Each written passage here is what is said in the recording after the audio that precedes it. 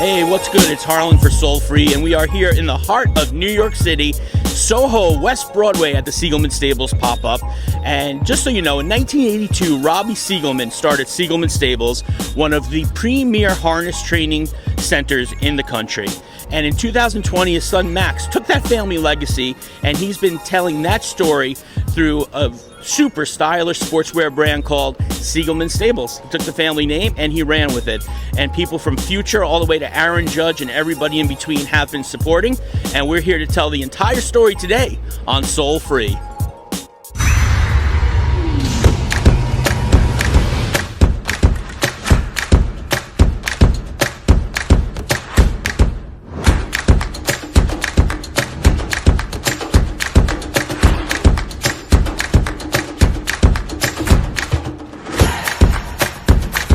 Soul Free with Harlan Friedman, your home for sneakers and culture, starts in 4, 3, 2, 1. Let's go!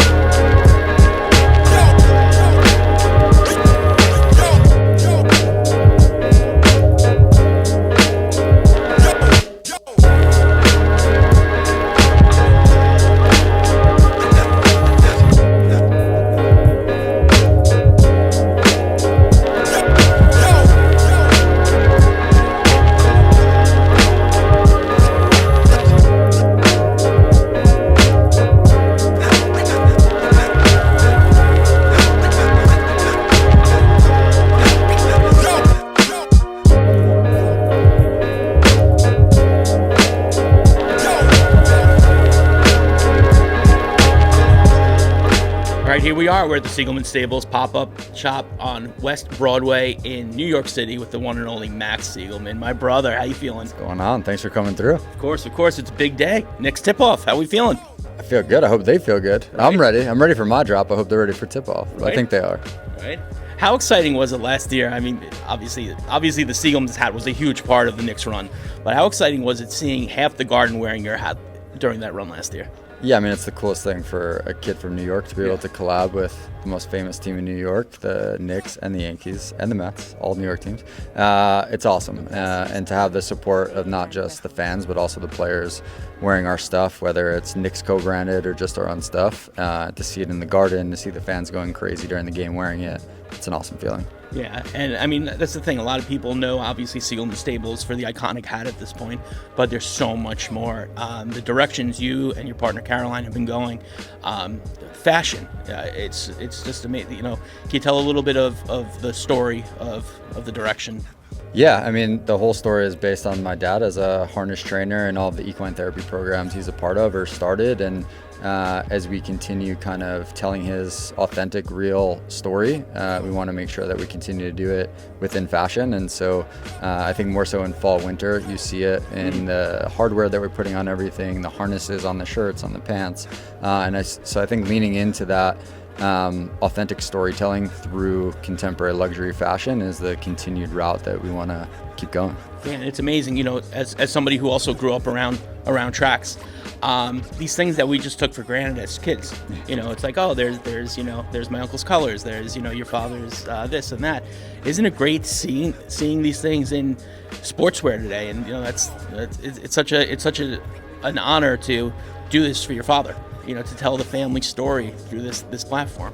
Yeah, and I think that's big, and I think that's what I always go back to, and I always say it's the easiest time to start a brand, but the hardest time to kind of break through, and having that authentic story and background, and especially because it's a family story and my dad, it's a lot, I wouldn't say easier, but you have this story, and it's just now you telling it through a different vertical, which we chose as fashion. And I think being able to bring his story to life, really leaning in and making sure it's authentic authentic, and like you said, like the jockey colors or the driver colors, and how we can remake that to look like you would see it on the streets in New York or the streets in Chicago or the middle of nowhere in Nebraska or a tunnel walk in the NBA, and that's kind of what we continue to strive to want to be and look like.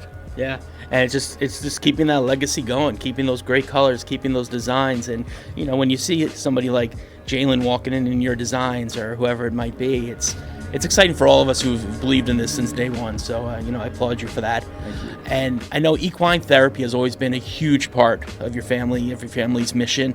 One of the things that really lights people's eyes up about the brand is that a portion of all the proceeds go back to equine therapy. Can you talk a little bit about how important that is to you and your family?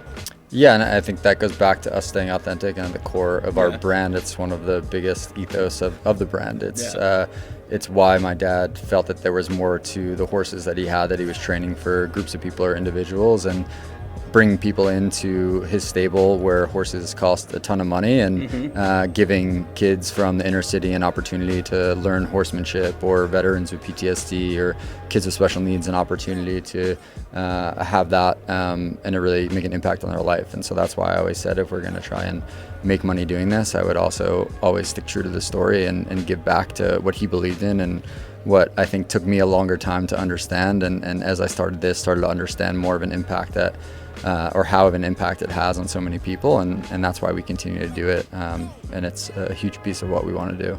Love it. You've done a lot of collabs, a lot of great collabs with brands like Ford, 1942, obviously all the sports teams. What goes into that very beginning, like step one of the storytelling part, when you're going to bring another collaboration into the family?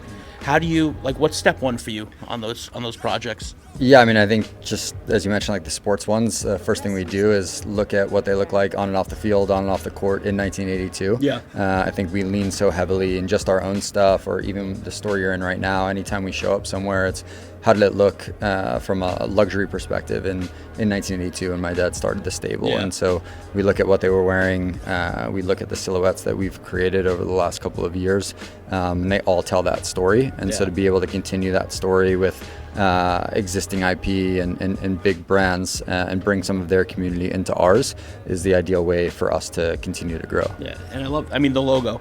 There was no Photoshop in 1982. This was mom, handwritten, pad of paper, some pens. And I know you've told a great story about the embroidery, how people have wanted you to change it to make it easier, this or that. I love just the authenticity of that alone is just brilliant. It's the perfect imperfection. Yeah. And so the embroidery shops at first wanted me to change how the logo was and make it a little bit easier to embroider on the machines, but I think it takes away from actually how good it does look. And so it's definitely the perfect imperfection that has gotten this far. So we'll keep it going. Now today, obviously, you're going to be driving up to Madison Square Garden for your drop, for the Knicks collaboration, opening day, tip-off 2025.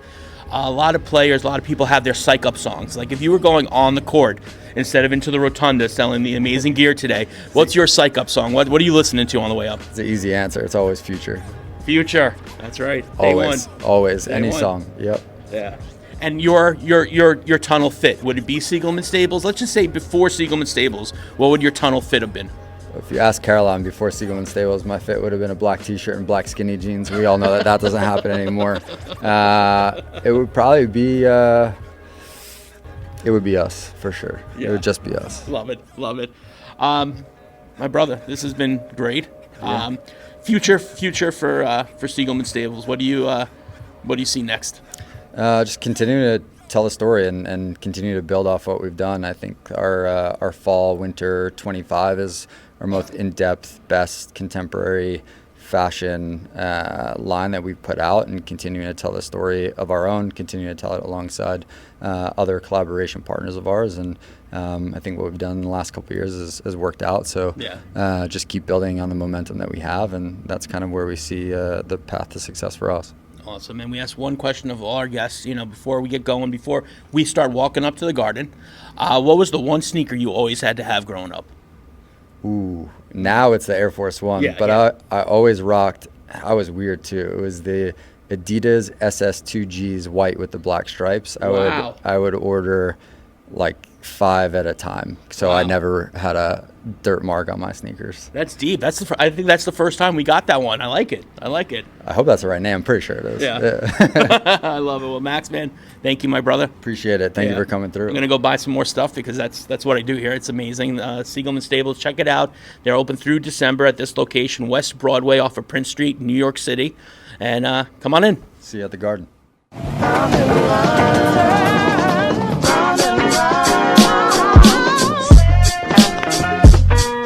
All right, here we are in the world's most famous arena, Madison Square Garden. It's the Siegelman Stables drop. We've been talking about it, and here they are, the 2 hottest Knicks hats of the year. You've got the classic black snapback, Knicks logo on the side with the blue and orange logo, and this, we've got the orange and blue vintage Knicks logo on the side, the Siegelman Stables across the front. These are going to be the 2 hardest to get hats in New York City in about an hour. So cop them now, cop them while you can. Hopefully they'll be online soon. Let's go Knicks. Orange and blue skies reign tonight at the Garden.